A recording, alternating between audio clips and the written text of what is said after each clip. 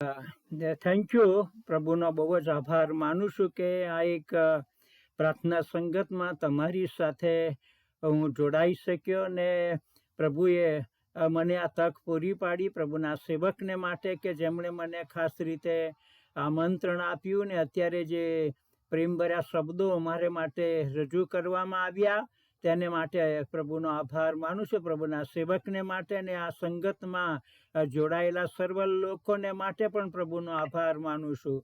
તમે બધા સાંભળી શકો છો? Okay okay. હા, તો પ્રભુના વચનો તરફ જવા માંગીએ છીએ ત્યારે પ્રાર્થના કરીએ ટૂંકી. પ્રભુ, અમે તમારી સમક્ષતામાં તમારા દીકરા અમારા તારનાર પ્રભુ ઈસુ ખ્રિસ્તના ગૌરવી નામમાં આવેલા છીએ.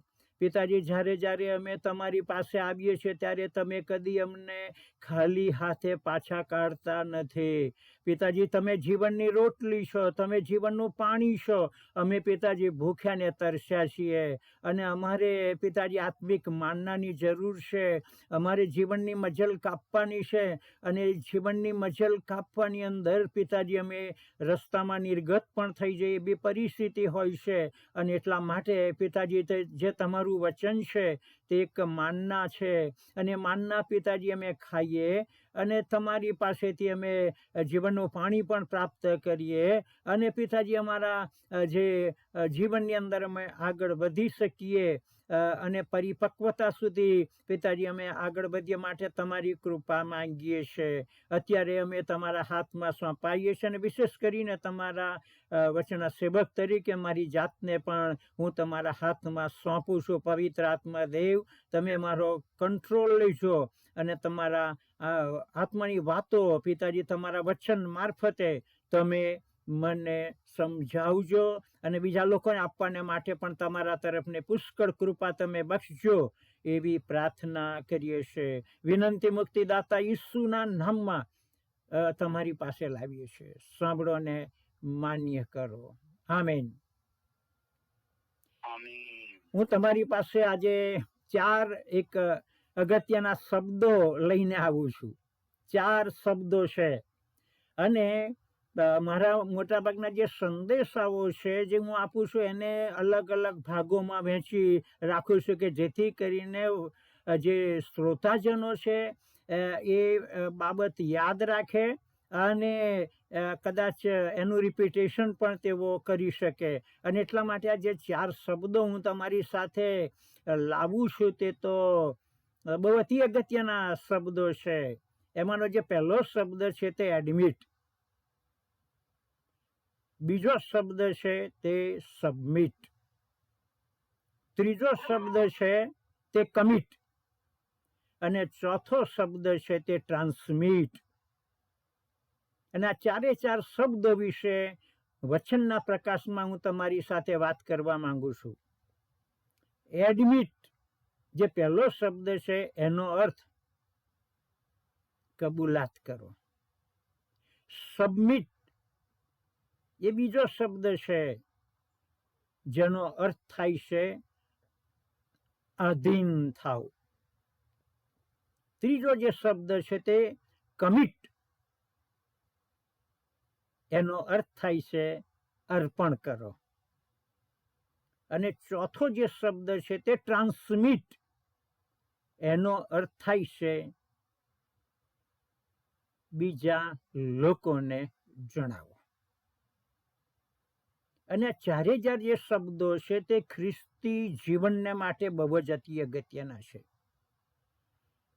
એટલે આપણે બહુ ઝડપથી આપણે આ 4 શબ્દો વિશે વિચાર કરવા માંગીએ છીએ. એમાં જે પહેલો શબ્દ છે તે એડમિટ અને એનો અર્થ થાય છે કબૂલાત કરો. ખ્રિસ્તી જીવનની જો કોઈ શરૂઆત કરવામાં આવે તો એ કબૂલાતથી થાય છે. શાની કબૂલાત? પાપની કબૂલાત. પ્રભુ આપણી બીજી બધી પ્રાર્થનાઓ સાંભળે ને એની પહેલા જે પહેલામાં પહેલી જે પ્રાર્થના પ્રભુ સાંભળવા માંગે છે તે એ કે તમારા પાપની કબૂલાત કરો.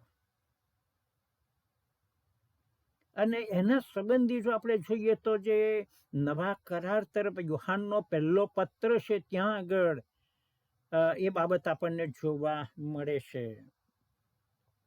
5મી કલમથી કદાચ આપણે આગળ વાંચીએ, અમે જે સંદેશો અમે તેના મોંથી સાંભળ્યો છે અને તમને જણાવીએ છીએ તે એ છે કે ઈશ્વર પ્રકાશ છે અને તેનામાં કંઈ પણ અંધકાર નથી. જો આપણે કહીએ કે તેની સાથે આપણી સંગત છે ને અંધકારમાં ચાલીએ તો આપણે જૂઠું બોલીએ છીએ અને સત્યથી વર્તતા નથી.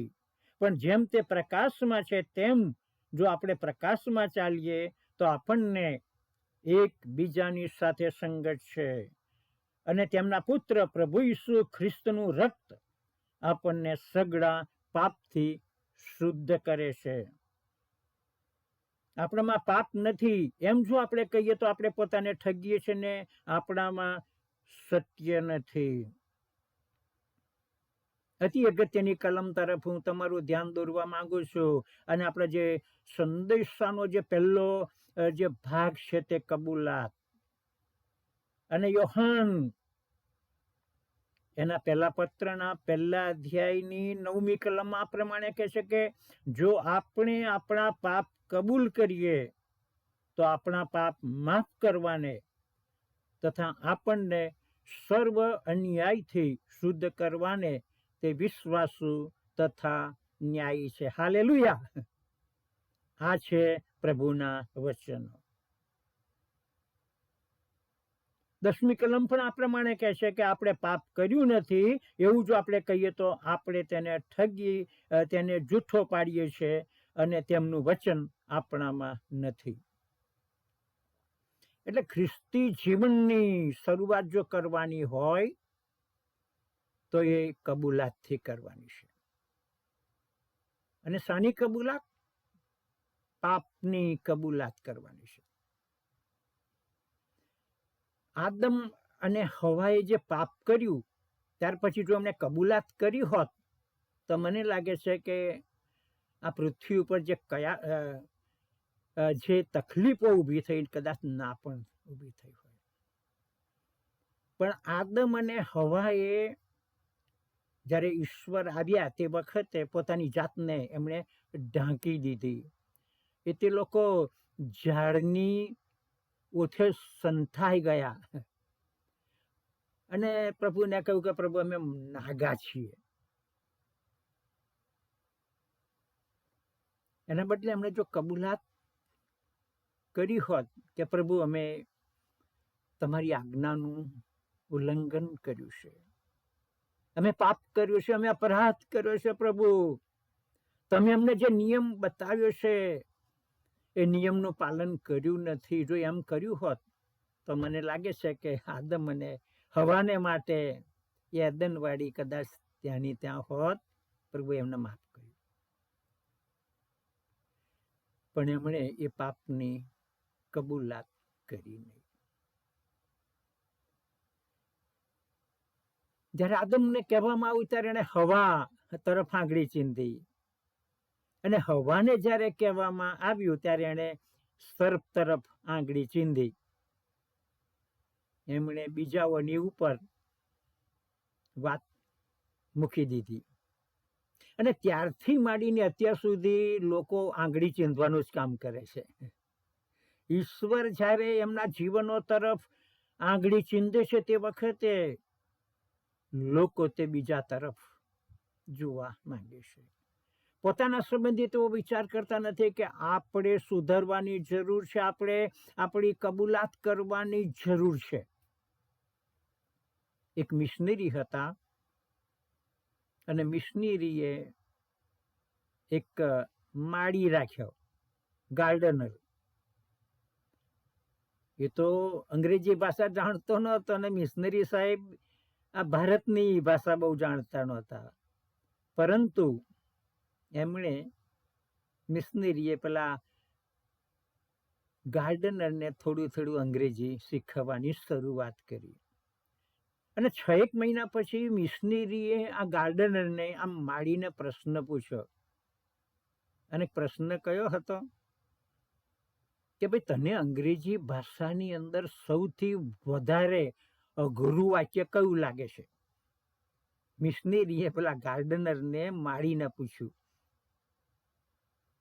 અને માળીએ મિશનરીને જવાબ આપ્યો કે સાહેબ, અંગ્રેજી ભાષામાં એક વાક્ય મને બહુ અઘરું લાગે છે, ને તે આ, આઈ એમ રોંગ. હું ખોટો છું, મેં ખોટું કર્યું છે, મેં અપરાધ કર્યો છે, મેં પાપ કર્યું છે. એ શબ્દ મારા માટે અઘરો છે. અને એટલા માટે ખ્રિસ્તી જીવનની જો શરૂઆત કરવાની હોય તો પાપની કબૂલાત. બીજી બધી પ્રાર્થના આપણે કરીએ એની પહેલા અતિ અગત્યની પ્રાર્થના તે એ કે પ્રભુ, હું પાપી છું, મેં અપરાધ કર્યો છે, તમારી વિરુદ્ધ અપરાધ કર્યો છે, આકાશની વિરુદ્ધ મેં અપરાધ કર્યો છે, મેં તમારા નિયમો વિશે અપરાધ કર્યો છે, તમારી આજ્ઞા મેં પાડી નથી. પ્રભુ, હું તમારાથી દૂર ગયો છું.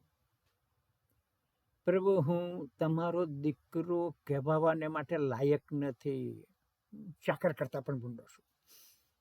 પ્રભુ, મારો સ્વીકાર કરો. દાણીના જેવી પ્રાર્થના. છાતી કૂટતા કૂટતા એને પ્રાર્થના કરી, પ્રભુ, હું પાપી છું, મારી ઉપર દયા કરો.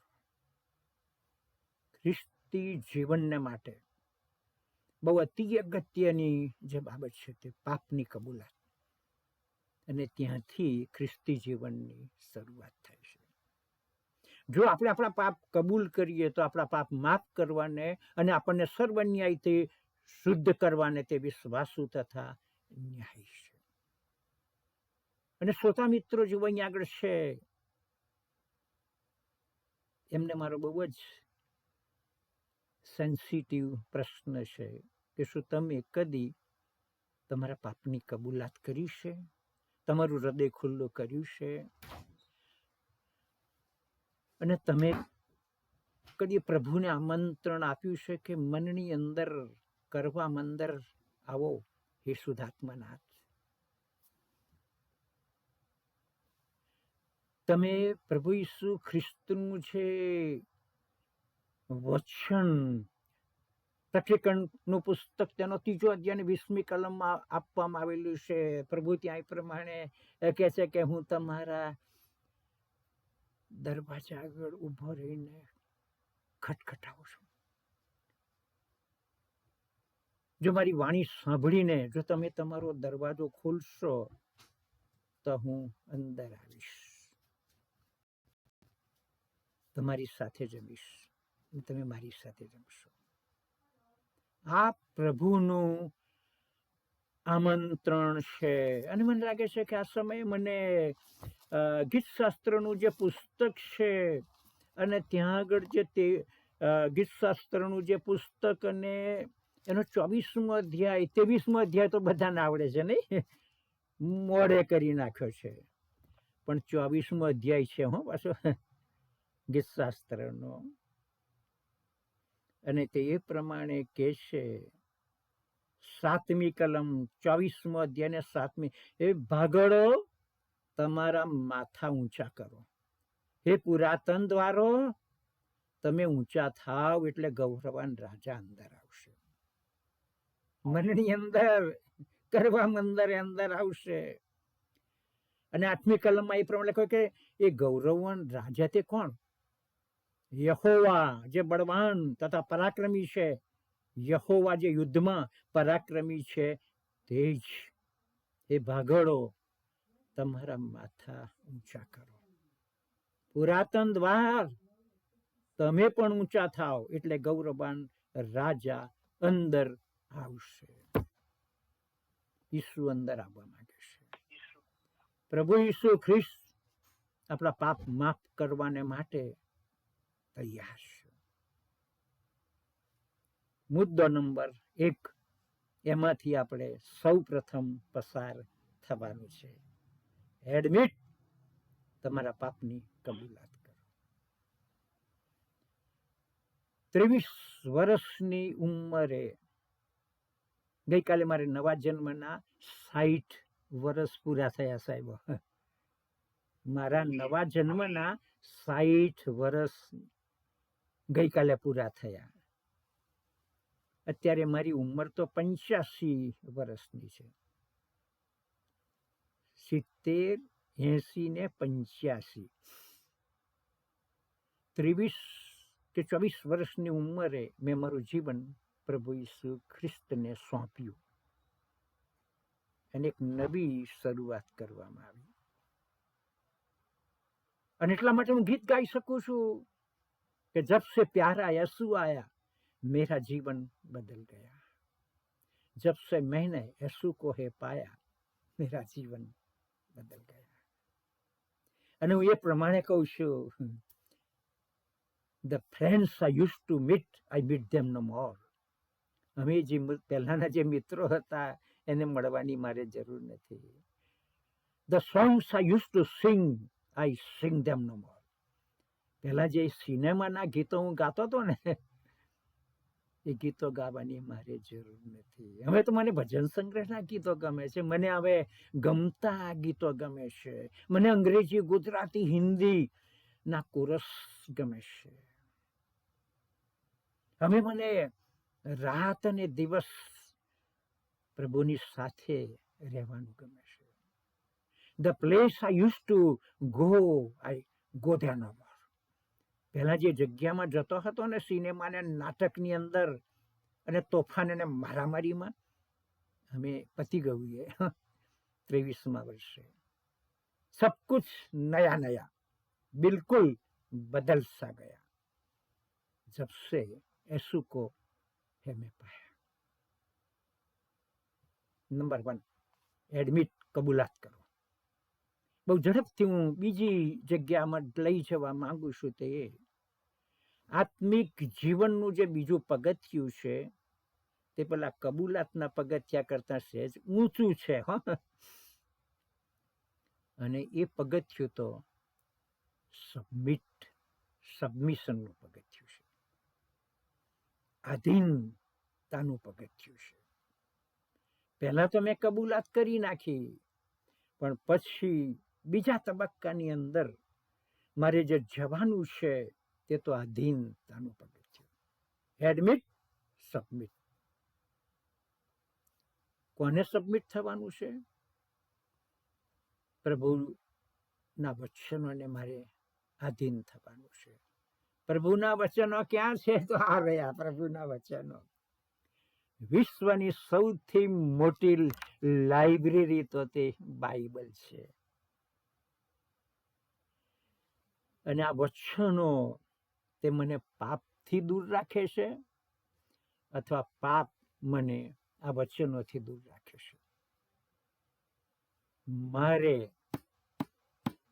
એક વિશ્વાસી બાળક તરીકે, પ્રભુના માણસ તરીકે મારે એને આધીન થવાનું છે. પ્રભુના વચનોને આધીન થવાનું છે. હવે પવિત્ર આત્મા, જે દિવસે મેં પ્રભુનો સ્વીકાર કર્યો ત્યારે પ્રભુનો પવિત્ર આત્મા અંદરની બાજુએ રહેવાને માટે આવ્યા. ઈસુ ખ્રિસ્ત ક્યાં છે? ઈસુ ખ્રિસ્ત સ્વર્ગમાં છે. અને એમણે આ પૃથ્વી ઉપર અત્યારે કોને મોકલ્યા છે? પવિત્ર આત્માને મોકલી આપેલા છે. અત્યારે આપણે કયા યુગમાં જીવીએ છીએ? આપણે પવિત્ર આત્માના યુગમાં જીવી રહ્યા છીએ. અને આ પવિત્ર આત્માના યુગની અંદર પવિત્ર આત્મા આપણો કંટ્રોલ લેશે. આખી દુનિયામાં આત્માનો સંચાર ચાલુ છે. આપણે આ ગીત ગાઈએ છીએ. અમેરિકામાં આત્માનો સંચાર ચાલુ છે. આપણી સંગતોમાં આત્માનો સંચાર ચાલુ છે. અને છેવટે આપણા ઊંડે આપણા દિલમાં પણ આત્માનો સંચાર ચાલુ છે. We have to submit to the Holy Spirit. પ્રભુના વચનોને આધીન બનવાનું છે. પ્રભુના આત્માને આધીન બનવાનું છે. બાઇબલમાં બીજી ઘણી બધી આધીનતાની વાતો આવે છે. હો કે તમારામાંના ઘણા બધા લોકોના લગ્નો તો થઈ ગયા છે. હો કે ભાઈ કોઈ બેઠેલા કદાચ કોઈ કુંવારા છે એવું તો માની શકું નહીં, ને જો કુંવારા હોય તો પ્રભુ એમને યોગ્ય પાત્ર આવતા દિવસોમાં આપશે, એ ચોક્કસ છે. પરંતુ એફેસીઓનો જે પત્ર, તેના 5મા અધ્યાયની અંદર 22 થી 33 કલમમાં પતિ અને પત્ની ના સંદર્ભની આધીનતા આવે છે. ત્યાં આગળ મા બાપની અને દીકરા દીકરીઓના સંદર્ભમાં આધીનતા આવે છે. મંડળીની અંદર કેટલીક વ્યવસ્થાઓ છે, ત્યાં પણ આધીનતા આવે છે. એફએસી 5મો અધ્યાય 21મી કલમ કે ખ્રિસ્તનું ભય રાખીને એકબીજાને આધીન રહો. મેં જીવન વીમા કોર્પોરેશન, ભારતના જીવન વીમા કોર્પોરેશનમાં 34 વર્ષ સુધી typist, stenographer, higher grade assistant અને ક્લાસ 1 ઓફિસર તરીકેની, આસિસ્ટન્ટ એડમિનિસ્ટ્રેટિવ ઓફિસર તરીકેની ફરજો બતાવી 34 વર્ષ સુધી. અને Church of North India CNI Gujarat ડાયોસિસમાં સુવાર્તિક તરીકે, ડીકન તરીકે, પાળક તરીકે લાંબા વર્ષો સુધી એક વોલન્ટિયર્સ તરીકેની પાળકીય સેવાઓ મેં બજાવી. મારા ઉપરી અધિકારીઓને હું આધીન હતો. પાળક સેવાની અંદર હું આવ્યો તે પહેલા હું સુવાર્તિક હતો, મારા ડીકનને આધીન હતો. હું ડીકન બન્યો ત્યાર પછી પાળક સાહેબને હું આધીન બન્યો, પ્રેસ્બિટર ઇન્ચાર્જ. હું પાળક બન્યો ત્યાર પછી મારા જે બિશપ રેવરેન્ડ વિનોદ કુમાર માલવિયા સાહેબ, અને પછી આવ્યા સિલવાન સાહેબ. આધીનતા ઓફિસની અંદર, આધીનતા કૌટુંબિક જીવનની અંદર, આધીનતા પ્રભુના વચનોની અંદર, આધીનતા પવિત્ર આત્માની અંદર, આધીનતા સબમિશન. કોઈક એ પ્રમાણે કહે છે કે સબમિશન શબ્દ લોકોને ગમતો નથી, પણ સબમિશનને માટે ઓરિજિનલ ભાષાની અંદર જે અર્થ છે તે સબજ્યુડિકેશન, ભારે શબ્દ છે.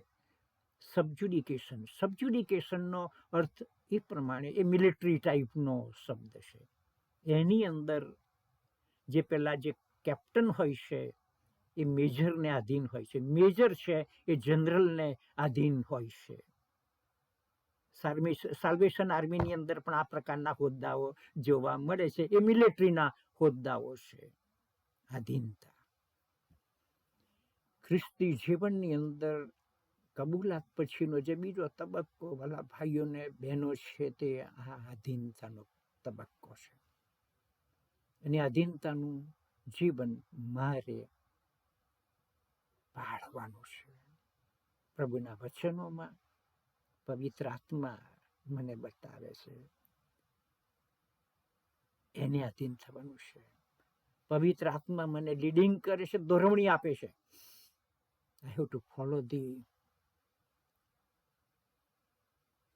Holy Spirit and His voice. એ ધીરો, મીઠો, પ્રેમી અવાજ જે દરરોજ આવે છે ને મારા જીવનની અંદર, એને મારે આધીન થવાનું છે. મારે સરકારને આધીન થવાનું છે. એ સરકાર કઈ બહારથી નિમણૂક નથી. ઈશ્વરે એ ગવર્મેન્ટની વ્યવસ્થા કરી છે, ઈશ્વરે કુટુંબની વ્યવસ્થા કરી છે, ઈશ્વરે મંડળીની વ્યવસ્થા કરી છે. અને ઈશ્વરની આ તમામ વ્યવસ્થાઓને મારે આધીન બનવાનું છે. મારે મારી ઇન્કમ ટેક્સ આવે ને તો એને ભરવાનો છે. મારે રસ્તામાં જતા અમેરિકામાં ડાબી સાઈડ નહીં જાય, જમણી સાઈડ, અને ભારતમાં ડાબી સાઈડ, એ પ્રમાણની આધીનતા સ્વીકારવાની છે. પોલીસ સિટી મારે તો મારે ઊભા રહેવાનું છે. અને મારે સરકારી જે નિયમો છે એ પાળવાના છે.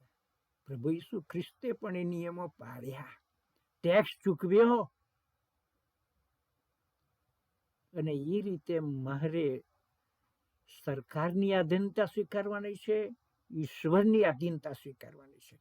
માણસોએ સ્થાપેલી છે વ્યવસ્થા છે એને મારે ઓનર આપવાનું છે અને આધીનતા સ્વીકારવાની છે. કદાચ આ વિષયમાં બીજું ઘણું બધું કહી શકાય. હું અહીંયા આગળ બીજા મુદ્દા આગળ અટકી જઈ અને પછી અમે ત્રીજા મુદ્દા ઉપર જવા માંગુ છું. અને જે ત્રીજો મુદ્દો છે તે મેં કયો એડમિટ, સબમિટ અને કમિટ. યસ, કમિટ એટલે અર્પણ કરો. હવે એ કઈ આવ્યું છે? રોમનોને પત્ર અને 12મો અધ્યાય અને એની પહેલી ને બીજી કલમ છે સાહેબો. ત્યાં શું લખે છે? તેથી ભાઈઓ, એટલે બહેનો આવે છે પાછા. જ્યાં જ્યાં ભાઈઓ આવે ને ત્યાં આગળ બહેનો પાછું એવું નહીં સમજવાનું કે અમારું નામ નથી. જ્યાં ભાઈઓ છે ત્યાં આગળ બહેનો પણ છે. તેથી ભાઈઓ, હું તમને વિનંતી કરીને કહું છું કે ઈશ્વરની દયાની ખાતર તમે તમારા શરીરોનું જીવતું, પવિત્ર તથા ઈશ્વરને પસંદ પડે એવું અર્પણ કરો. એ તમારી બુદ્ધિપૂર્વક સેવા છે. અને અહીંયા આગળ અર્પણની વાત આવે છે. આ જે કલમ છે એ કલમ મને બહુ પ્રિય છે. તમે કહેશો કે શા માટે આ કલમ તમને બહુ પ્રિય છે? તો મારે તમને એટલું જ કહેવાનું કે 1959માં જે વખતે હું પ્રભુને ઓળખતો નહોતો પાછો, અને એ વખતે હું 1959માં મુંબઈમાં વિલ્સન કોલેજનો વિદ્યાર્થી હતો. અને વેકેશન પછી ત્યાં આગળ જે સ્ટુડન્ટ ક્રિશ્ચિયન મુવમેન્ટ SCM એનો હું એક સભ્ય હતો. અને એના મારફતે મુંબઈની જે મંડળીઓ છે ત્યાં અમારે વચનની સેવા આપવા માટે જવાનું હતું. એ મારી જવાબદારી હતી. અને મને ગ્રાન્ટ રોડ મેથોડિસ્ટ મંડળીમાં વચનની સેવા માટે મને ઠરાવવામાં આવ્યો. હું ત્યાં ગયો. રેવરેન્ડ એજી ભટ્ટ એવા એક સાહેબ હતા, ત્યાં પાળક સાહેબ હતા. અને એ વખતે મેં જે સંદેશો આપ્યો, આલ્ફ્રેડ ચૌહાણ, હાજી હા, એ વખતે મેં જે સંદેશો આપ્યો તે આ સંદેશો સાહેબ. 1959ની અંદર સૌ પ્રથમ મેં પહેલો સંદેશો તે બોમ્બે ગ્રાન્ટ રોડ મેથોડિસ્ટ ચર્ચમાં આપ્યો. તે રોમનોને પત્ર, તેનો 12મો અધ્યાય પહેલી અને બીજી કલમ હતી. પછી મને ખબર પડી, તારણ પામ્યા પછી, કે આ ભાઈ રોમનોના પત્ર એનો 12મો અધ્યાય પહેલી અને બીજી કલમને માટે મારે શું કરવાનું છે? મારે કેટલી બધી કિંમત ચૂકવવાની છે? તમે તમારા શરીરોનું જીવતું, પવિત્ર તથા ઈશ્વરને પસંદ પડે એવું અર્પણ કરો. એ તમારી બુદ્ધિપૂર્વક સેવા છે. અંગ્રેજી કેટલાક બાઇબલોમાં ત્યાં બુદ્ધિપૂર્વકની સેવા નથી સાહેબો. It is a spiritual service. એ તમારી આત્મિક સેવા છે.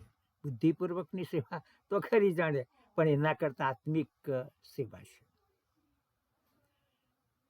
અને મને લાગે છે આ કમિટમેન્ટનું સ્ટેજ કબૂલાતના સ્ટેજ કરતા અને આધીનતાના સ્ટેજ કરતા ઊંચું જાય છે. અને ત્યાં તો ઇબ્રાહિમની વાત આવે છે. ઉત્પત્તિનું પુસ્તક. ઈશ્વરે ઇબ્રાહિમના કુટુંબમાં લાંબા વર્ષો પછી એક દીકરાનું કૃપાદાન આપ્યું. એનું નામ ઈસાક. અને ઈસાકનો જન્મ થયા પછી ઇબ્રાહિમે ઈશ્વર પ્રત્યેના પ્રેમ તો ચાલુ હતો, પણ એને પેલા છોકરા રમાડવાનો પ્રેમ વધી ગયો, એને સારાને. અને એટલા માટે our God is a jealous God. આપણા ઈશ્વર છે ને એ અદેખા ઈશ્વર છે. એમના કરતા જો તમે કોઈ બીજી વ્યક્તિ ઉપર વધારે પ્રેમ કરો ને તો પ્રભુ સાંખી શકતા નથી. હી કેનોટ ટોલરેટ. અને એટલા માટે ઇબ્રાહિમનો જે પ્રેમ છે ને તે ઈસાક નો પ્રેમ માં વધી ગયો. ઈશ્વરના પ્રેમ કરતા ઈસાકના પ્રત્યેનો પ્રેમ વધી ગયો. અને એ સંજોગોની અંદર ઈશ્વર એક વખતે કહ્યું કે ઇબ્રાહિમ ઇબ્રાહિમ ઇબ્રાહિમ કે શું છે પ્રભુ? તારો એકનો એક દીકરો, દાસીનો છોકરો નહીં, પેલો ઈસ્માએલ નહીં, પણ તારો એકનો એક દીકરો ઈસાક, એનું અર્પણ તારે મોરિયા પહાડ પર કરવાનું છે. ભાઈઓ ને બહેનો, હા તમારી આગળ શેર કરું છું ત્યારે એ ઇબ્રાહિમનું હૃદય વાંચી શકાય. અગત્યનું છે. એ છોકરાને લઈને એ મોરિયા પહાડ ઉપર ગયો. ઈસાકે રસ્તામાં પૂછ્યું કે પપ્પા આપણે જઈએ છે ખરા? ગેટું ક્યાં છે? ગેટું ક્યાંથી લાવ્યું છે? અને ઇબ્રાહિમે ઈસાકને કહ્યું કે ઈશ્વર આપણે માટે ગેટું પૂરું પાડશે. મને ઈશ્વરે મોરિયા પહાડ ઉપર ચમત્કાર કર્યો. ઇબ્રાહિમે છરો લીધો અને ઈસાકને મારવાને માટે એમણે કર્યું. ત્યારે ઈશ્વરે કહ્યું કે ઇબ્રાહિમ, તારી કસોટી કરવામાં આવી છે. યુ આર 100% ફૂલી, 100% તું પાસ થયો છે. તારે ઈસાકનું અર્પણ કરવાનું નથી. મેં તારે માટે બીજું એક હલવાન રાખી મૂક્યું છે. ઈસાક બચી ગયો. હું તમને જે કહેવા માંગુ છું તે અર્પણ આ પ્રકારનું છે. કમિટમેન્ટ અર્પણ. એ જે જૂના વખતના જે બાઇબલો ભાષાંતરના કામમાં હું લગભગ 15 થી 20 વર્ષ સુધી રોકાયો છું. અને છેલ્લે આપણું ગુજરાતી જ્યુબિલી બાઇબલ અમે બહાર પાડ્યું છે. એના વિશે કોઈક વખતે વાત કરીશ. પણ એમાં જૂના જે બાઇબલો મેં તપાસ્યા, નવા કરાર, સુરતની અંદર જે સૌ પ્રથમ જે બાઇબલ નવો કરાર બહાર પાડવામાં એક પારસી વ્યક્તિએ બહાર લખેલું ભાષાંતર કર્યું છે. અને એમાં એમણે રોમનોને પત્ર તેનો પહેલો અને બીજી કલમ છે, 12મો અધ્યાય બીજી કલમ, અને ત્યાં લખ્યું તમારા શરીરનું જીવતું પવિત્ર થતા ઈશ્વરને પસંદ પડે એવું અર્પણ કરો. એના માટે આ પારસી વ્યક્તિએ, સદગૃહસ્થ વ્યક્તિએ એનો તર્જુમો કરે છે કે તમે તમારા પંડનું અર્પણ કરો. તેની ઇમેજિન પંડ એટલે તમારું સર્વસ્વ. એની અંદર તમારું શરીર આવી જાય, તમારો આત્મા આવી જાય, તમારો પ્રાણ આવી જાય અને તમારું બધું આવી જાય.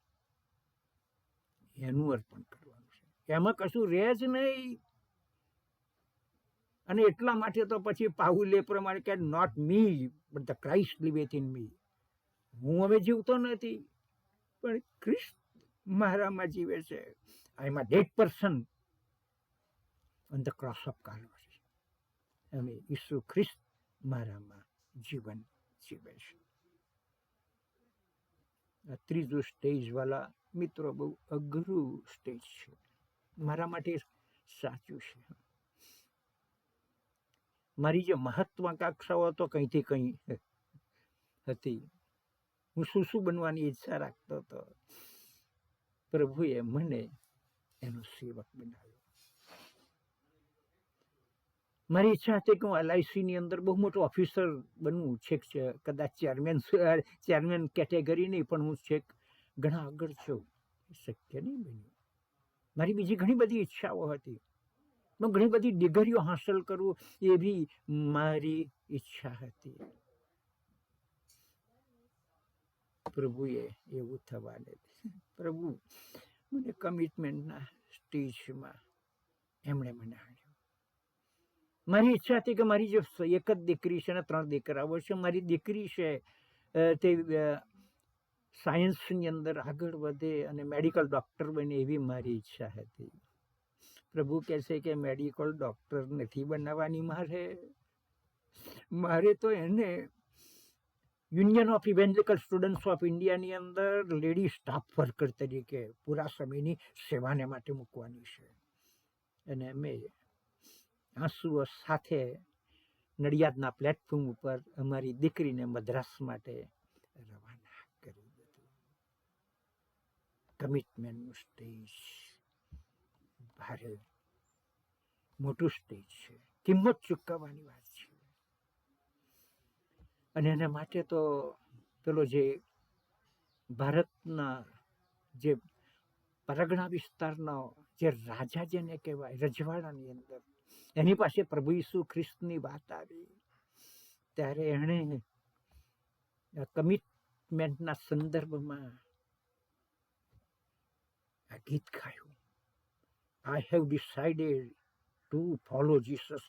No turning back, no turning back. The cross before me, the world behind me, no turning back, no turning back.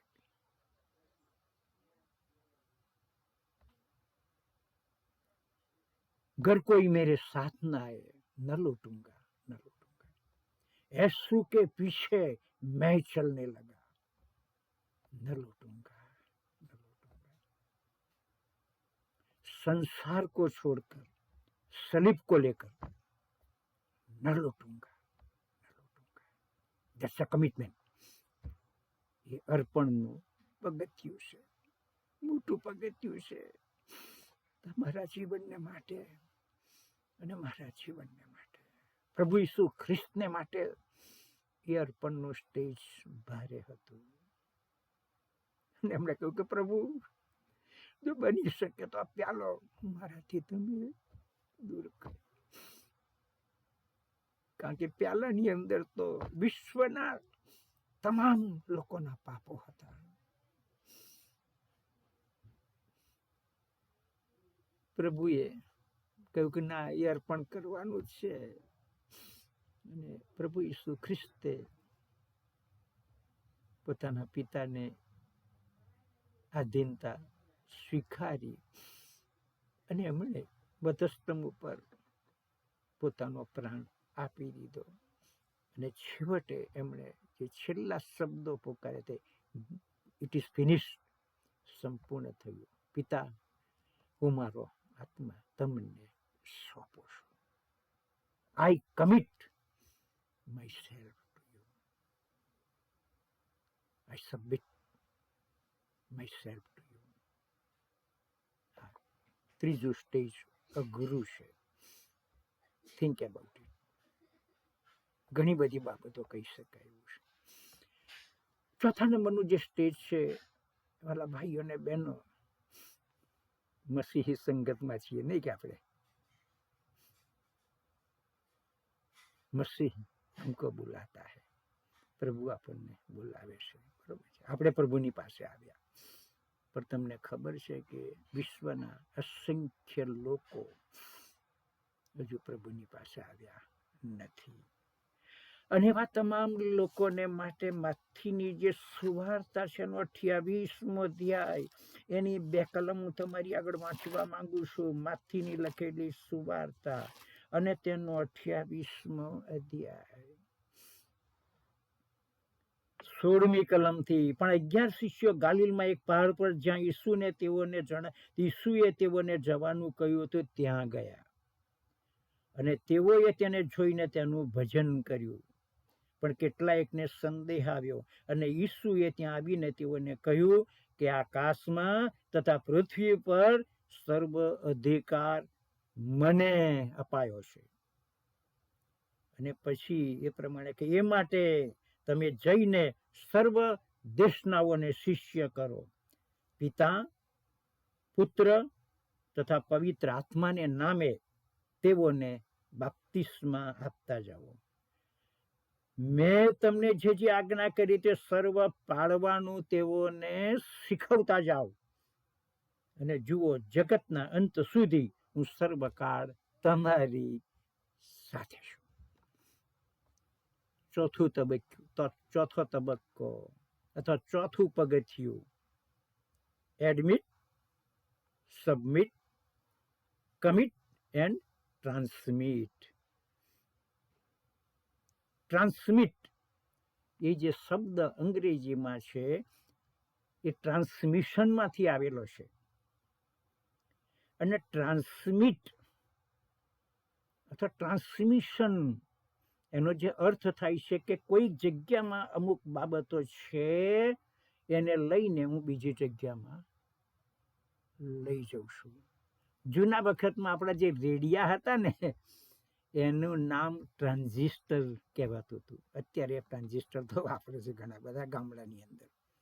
ટ્રાન્ઝિસ્ટરની અંદર શું થાય કે ટ્રાન્ઝિસ્ટરની અંદર સિલોન ઉપરથી ગીતો આવે કે બીજી કોઈ જગ્યાએથી અથવા વિવિધ ભારતીમાંથી કે પછી બીજી આકાશવાણી તરફના સંદેશા આવે.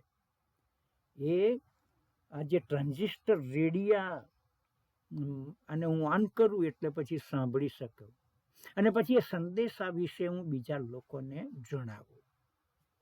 That is transmission. અને વિશ્વાસી વ્યક્તિનું જે જીવન છે તે ટ્રાન્ઝિસ્ટર રેડિયાના જેવું છે. ટ્રાન્સમિશન, મને જે મળ્યું તે મેં સ્વીકાર્યું, મેં રાખી મૂક્યું એવું નહીં, પણ મેં આપી દીધું. અને કોરિન્થની મંડળીને પાઉલ આ જ જણાવે છે. શું કહે છે? કે મને જે મળ્યું તમને કહું છું. જે રાત્રે પ્રભુ ઈસુ ખ્રિસ્તને પરસ્વાધીન કરવામાં આવ્યા તે રાત્રે એમણે રોટલી લીધી ને ભાંગીને શિષ્યોને આપી અને કહ્યું કે તમે ખાઓ, એ મારું શરીર છે. અને એ જ રીતે એમણે પ્યાલો લીધો અને પછી એમણે શિષ્યોને આપીને કે તમે એમાંનું પીવો, એ પ્યાલો મારા રક્તમાંનો નવો કરાર છે. ટ્રાન્સમિશન. અને એ પ્રભુ ઈસુ ખ્રિસ્તે એના શિષ્યોને છેવટ વખતે જે વિદાય આપી, વિદાય વખતે જે સંદેશો આપ્યો, the final message of Jesus Christ, એ સુવાર્તાના છેવડા ભાગમાં આપ્યો છે. એમાં માથીની સુવાર્તાનો ભાગ મેં વાંચ્યો. તમે જઈને સર્વ દેશનાઓને શિષ્ય કરો, પિતા તથા પુત્રના પવિત્ર આત્માને નામે તેઓને બાપ્તિસ્મા આપો, અને મેં તમને જે આજ્ઞા કરી છે તો સર્વ પાળવાને શીખવતા જાઓ, અને જુઓ જગતના અંત સુધી હું સર્વકાળ તમારી સાથે છું.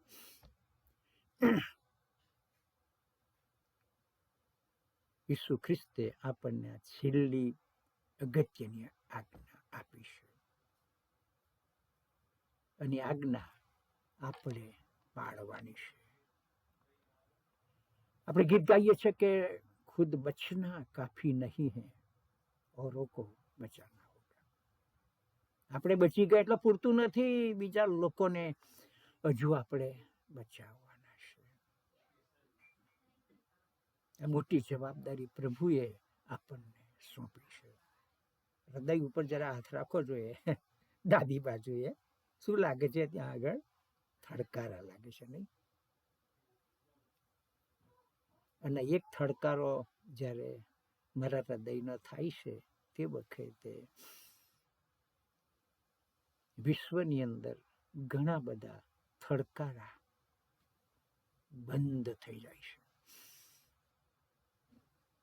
અને એ જે હૃદયો બંધ થઈ ગયા એમાંના અસંખ્ય લોકોએ પ્રભુ ઈસુ ખ્રિસ્તની વાત ક્યારેય સાંભળી નથી. ગુજરાતની મંડળીમાં અને ગુજરાતના ગામડાઓમાં અને ભારતના વિસ્તારોમાં સેવા કાર્ય કરતા મને આનંદ થયો છે. પ્રભુ ઈસુ ખ્રિસ્તનું નામ હજુ તેમણે સાંભળ્યું નથી. આ વિશે મારે ઘણું કહેવાની ઈચ્છા છે.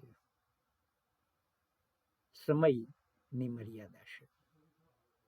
આ એક મોટો બોજ આપીને હું તમારી પાસેથી વિદાય લેવા માંગુ છું. જો પ્રભુની ઈચ્છા હશે તો કદાચ આવતા વર્ષે હું તમારી પાસે આવીશ. અને જો કદાચ ને એવી વ્યવસ્થા થાય કે હું ભારતમાં રહ્યો તમારી સાથે વાત કરું પ્રભુના સેવકની વ્યવસ્થા પ્રમાણે, તો હું તમારી સાથે ભલે રાતના ઉજાગરા વેઠવા પડે પણ હું તમારી સાથે વચનની સેવાને માટે આવી શકીશ. 26મી તારીખે હું વિદાય લેવાનો છું. પ્રાર્થના કરજો. કામ ઘણું છે, થોડા સમય है બાકી, સેવા અભી है કાફી. ઘણું કામ કરવાનું બાકી છે. ગુજરાતમાં ઘણું કામ ઘણા લોકો રાહ જુએ છે. તમે પ્રાર્થના કરજો મારા માટે, હું તમારા માટે પ્રાર્થના કરીશ. સાહેબને માટે, એમના પરિવારને માટે, બીજી સંગતોને માટે પણ પ્રાર્થના કરીશ. બહુ મોટા બોજ સાથે હું અહીંથી વિદાય લઉં છું. મારે એને ગ્રીન કાર્ડ નથી જોઈતું, મારી સિટીઝનશીપ નથી જોઈતું. તો મારી ઈચ્છા છે કે હું ફરી આવું, તમારી સાથે સંગતનો સમય ગુજારું અને અમેરિકાના લોકોને હું કોઈક રીતે મદદરૂપ થવું. એને માટે જે બોજ છે પ્રભુ એ બોજ મને આપે છે. બોજ સાથે હું જઉં છું. મારા માટે પ્રાર્થના કરશો. આ સમયને માટે ફરીથી પ્રભુનો આભાર.